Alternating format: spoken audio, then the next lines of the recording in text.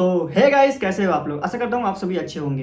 तो आज के वीडियो में हम लोग बात करेंगे इम्पैक्ट प्लेयर रूल की। क्या है ये इम्पैक्ट प्लेयर रूल और फैंटेसी क्रिकेट में क्या इसका असर होने वाला है। आप सभी को पता होगा कि आईपीएल में एक न्यू रूल को लॉन्च किया गया है जिसमें है इम्पैक्ट प्लेयर रूल, जिसमें 4 प्लेयर आपको सब्स्टिट्यूट प्लेयर के रूप में दिया जाता है, जिसमें से आपको एक प्लेयर चूज करना होता है। और टीम में आईपीएल में भी यही होने वाला है कि अब से क्या होगा, टॉस के बाद जो भी कैप्टन होंगे उस कैप्टन को 11 प्लेयर तो देने ही होंगे, उसके अलावा 4 प्लेयर सब्स्टिट्यूट के रूप में और बताने होंगे, जिसको बाद में जाके वो अपने टीम में शामिल कर सकते हैं। दोस्तों सही सुना आपने, अब आईपीएल मैच में 11 प्लेयर नहीं 12 प्लेयर के साथ आईपीएल मैच हो रहा है। और अब जो ये न्यू रूल आया है तो हम फैंटेसी प्लेयर को क्या होता है कि प्रॉब्लम हो रही है कि सोच में पड़ रहे हैं कि क्या जो सबसे च्यूट प्लेयर है उसको फैंटेसी का पॉइंट मिलेगा या नहीं मिलेगा। तो किस प्लेयर को ले, मान लो कि हमने जिस प्लेयर को लिया है अगर वो मैच नहीं खेलते हैं तो क्या उनको पॉइंट मिलेगा। जैसे कि मान लो कि प्लेइंग 11 टॉस तो हुआ है, टॉस के बाद आपने देखा कि प्लेइंग 11 में वो प्लेयर भी है और सब्स्टिट्यूट में भी है। तो अगर आपने प्लेइंग 11 वाले प्लेयर को ले लिया, जैसे कि कल के मैच में केन विलियमसन को चोटिल हो गए थे, प्लेइंग 11 में थे, खेले थे बट चोटिल हो गए थे, यानी कि वो वापस चले गए थे। सब्स्टिट्यूट प्लेयर उनकी जगह पर दूसरा प्लेयर आया था, साई किशोर आया था। तो उसमें क्या हुआ कि साई किशोर जो कि प्लेइंग 11 में था ही नहीं, सब्स्टिट्यूट प्लेयर में था, तो उसको पॉइंट मिला और केन विलियमसन दोनों को पॉइंट मिला। ठीक है, तो यही हम लोग बात करेंगे, प्लस देखेंगे क्या इंपैक्ट पड़ेगा। दोस्तों एक मैच बाद में ये वीडियो इसलिए बना रहा हूँ क्योंकि मुझे खुद कुछ चीज़ें नहीं पता थी। जैसे कि अगर कोई प्लेयर अगर खेलता है और वो इंजर्ड हो जाता है, उसके जगह पे कोई और सब्स्टिट्यूट प्लेयर आता है, तो क्या दोनों को पॉइंट मिलेंगे या फिर क्या किसी एक को पॉइंट मिलेंगे। ये सब मैंने अच्छे से एनालाइज करके इस वीडियो में लेकर आया हूँ। वीडियो पूरा देखो, बहुत ही ज़्यादा इंपॉर्टेंट वीडियो होने वाला है। अगर तुम लोग ड्रीम 11 या फिर कोई और फैंटेसी एप्लीकेशन खेलते हो तो एक एक करके जितने सारे रूल है, इम्पैक्ट प्लेयर रूल, हर चीज़ हम लोग इस वीडियो में देखने वाले हैं। चलिए वीडियो को शुरू करते हैं। सो दोस्तों सबसे पहले बात करते हैं कि ये इम्पैक्ट प्लेयर रूल क्या है।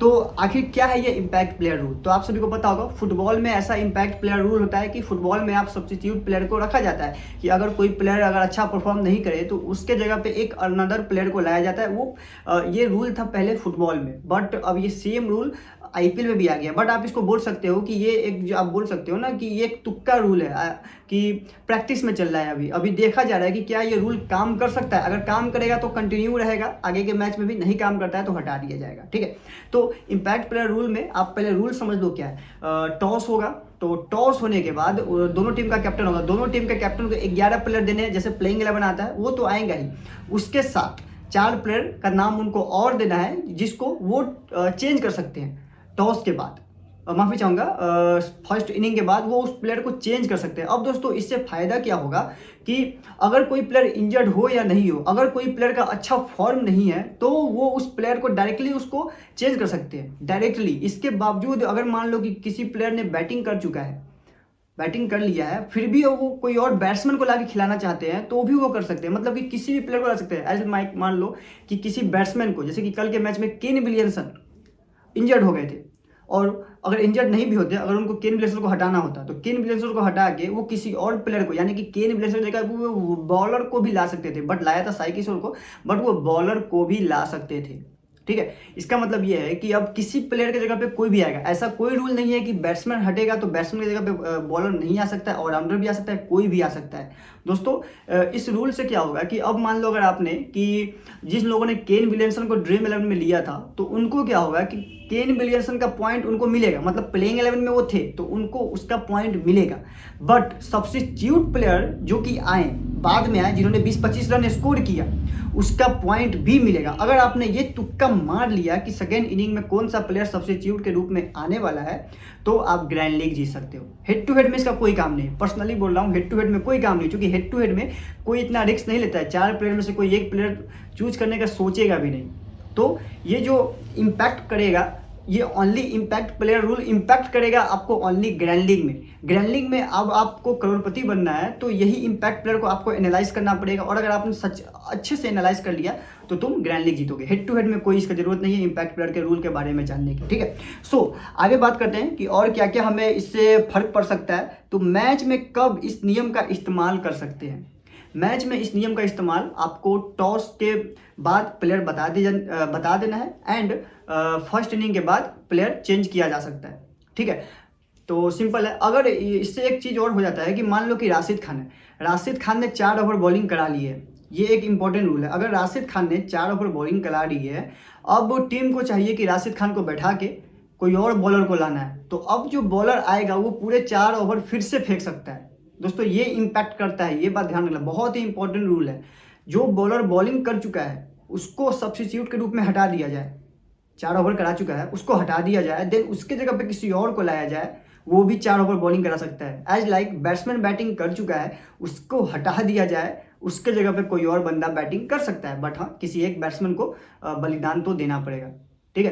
तो ऐसा कुछ नहीं है कि मान लो कि कोई बॉलर बॉलिंग कर लिया है उसको हटाया तो उसके जगह पे दोस्तों ये आप बोल सकते हो कि बेंच प्लेयर को नहीं लाया जा रहा है, ये सब्स्टिट्यूट प्लेयर है। ये रूल था बेंच प्लेयर के लिए कि अगर वो बैटिंग कर चुका है तो वो आके बस फील्डिंग ही करेगा, ऐसा कोई रूल नहीं है, ठीक है। सब्स्टिट्यूट प्लेयर बहुत ही ज़्यादा इंपॉर्टेंट है, बहुत से लोगों को समझ में नहीं आ रहा। जो लोग समझ जाएंगे ना वो लोग बड़े आसानी से जीतेंगे, जो मैं दावा करता हूँ कि आधे लोगों को ये सब्स्टिट्यूट प्लेयर का रूल नहीं पता होगा, और मैं चाहता हूँ कि आपको ये पता हो। स्पेशली मैं ये वीडियो बना रहा हूँ सिर्फ और सिर्फ आपके लिए, एक एक पॉइंट मैं क्लियर करूँगा। अगर बारिश आए और मैच ओवर कम हो जाए तब क्या होगा, क्योंकि आईपीएल मैच है, करीबन 60 ओवर का मैच है, और अभी आपको पता होगा अभी कुछ टाइम बाद बारिश का सीजन आ जाएगा। अभी तो स्टार्टिंग में 4-5 मैच में नहीं होगी, बट आज का जो मैच है उसका पिच रिपोर्ट में बारिश है, ठीक है। तो बारिश की संभावना भी है। तो अगर बारिश होता है और ओवर कमती है तो क्या सब्स्टिट्यूट प्लेयर या फिर इम्पैक्ट प्लेयर रूल काम आएगी? दोस्तों बिल्कुल नहीं आएगी। अगर मान लो कि 10 ओवर, ठीक है, 10 ओवर से ज़्यादा की अगर मैच होती है तब सब्स्टिट्यूट प्लेयर रूल काम आएगा, नहीं तो नहीं आएगा। 10 ओवर से ऊपर का मैच होना चाहिए, यानी कि मान लो कि बारिश हो गई, ओवर कम हो गई, 9 ओवर की मैच हुई, तो उसमें आप प्लेयर चेंज नहीं कर सकते हो, सब्स्टिट्यूट प्लेयर नहीं ला सकते हो, ठीक है। बारिश हुई, 11 ओवर की मैच हो रही है तो सब्स्टिट्यूट प्लेयर आप कर सकते हो। 10 ओवर की मैच हुई तो भी आप सब्स्टिट्यूट प्लेयर का यूज नहीं कर सकते हो, मतलब कि बारिश इंपैक्ट करेगी। ये रूल आपको पता होना चाहिए, क्योंकि बहुत से लोग क्या करेंगे, बहुत से मैच में बारिश होगी, वो टीम क्रिएट कर लेंगे, वो सोचेंगे कि अगर बारिश होता है तो ये प्लेयर खेलेगा, ये सब्स्टिट्यूट प्लेयर को लाया जा सकता है, बट उनको ये रूल पता ही नहीं है कि 10 ओवर के नीचे के मैच में भाई सब्स्टिट्यूट प्लेयर का कोई काम ही नहीं है, वो रूल वहाँ पे इंपैक्ट नहीं करती है। तो ये बहुत ही ज़्यादा इंपॉर्टेंट रूल हो जाती है। एंड अगर अभी तक आप वीडियो को देख रहे हो तो एक लाइक करके जाना। देन बीच मैच से बाहर होने वाली खिलाड़ी का क्या होगा? सिंपल बात है दोस्तों, जो भी खिलाड़ी बाहर हो गया अब उसका कोई काम नहीं है। एक बार अगर कोई खिलाड़ी बाहर हो गया उसका कोई काम नहीं है। एंड ये कोई रूल में कहीं लिखा नहीं है, बट मुझे ऐसा लगता है कि मान लो कि कल के मैच में केन विलियमसन मैच से बाहर चले गए थे तो वो दोबारा नहीं आए, तो एक बार जो खिलाड़ी चला गया वो दोबारा नहीं आ सकता है, क्योंकि सब्स्टिट्यूट प्लेयर है भाई, किसी कारणवश वो गया है तो वो दोबारा पिच में नहीं आ सकता है। जैसे कि मान लो कल के मैच में मैंने देखा था कि अंबाइटू रायडू ने बैटिंग कर लिया था, ठीक है, उनके जगह पे किसी बॉलर को लाया गया था। मुझे बॉलर का नाम दोस्तों याद नहीं आ रहा है, बट किसी प्रॉपर बॉलर को लाया गया था जिन्होंने 4 ओवर बॉलिंग कराए थे। न्यू बॉलर था कोई, साई सुदर्शन आई थिंक थे, तो जो भी हो उन्होंने पूरे 4 ओवर बॉलिंग कराया और 1 विकेट भी चटकाया, यानी कि एक बैट्समैन गया और बैट्समैन की जगह पे बॉलर आया। तो अंबाइटू रायडू चले गए सब्स्टिट्यूट प्लेयर के रूप में, अंबाइटू रायडू चले गए बेंच पे, अब उनके जगह पे एक बॉलर आया, उसने 4 ओवर बॉलिंग भी कराया और विकेट भी चटकाया, यानी कि भैया पूरा है ना रूल चेंज करके मजा आ गया। मुझे ऐसा ही ये रूल मुझे सच में बहुत अच्छा लगा कि दिमाग लगाना पड़े। पहले क्या होता था ना कि यार कोई भी आया ड्रीम 11 में, प्लेइंग 11 आ गई है, देख के टीम क्रिएट कर लिया और खेल लिया। दोस्तों इसमें सबको एक्सपर्ट बनना था, लेकिन एक्सपर्ट की टाइम अब आई है, अब मजा आएगा टीम क्रिएट करने में दोस्तों, अब सच में मजा आएगा। देन इम्पैक्ट प्लेयर कितनी गेंदबाजी कर सकते हैं, क्या बीच में ओवर कर पाएंगे? तो दोस्तों ये तो मैंने आपको स्टार्टिंग में ही बता दिया था कि इम्पैक्ट प्लेयर है, पूरे के पूरे 4 ओवर गेंदबाजी कर सकते हैं, ठीक है। क्या बीच ओवर पर आएंगे? पूरे 4 ओवर कर सकते हैं, और वो कहीं पर भी हुआ है, पूरे मैच में वो कहीं पर भी है, यानी कि मान लो कि 10वां ओवर के बाद भी अगर इम्पैक्ट प्लेयर आता है तो भी वो पूरी गेंदबाजी कर सकता है, पूरे 4 ओवर वो बॉल फेंक सकता है, ठीक है।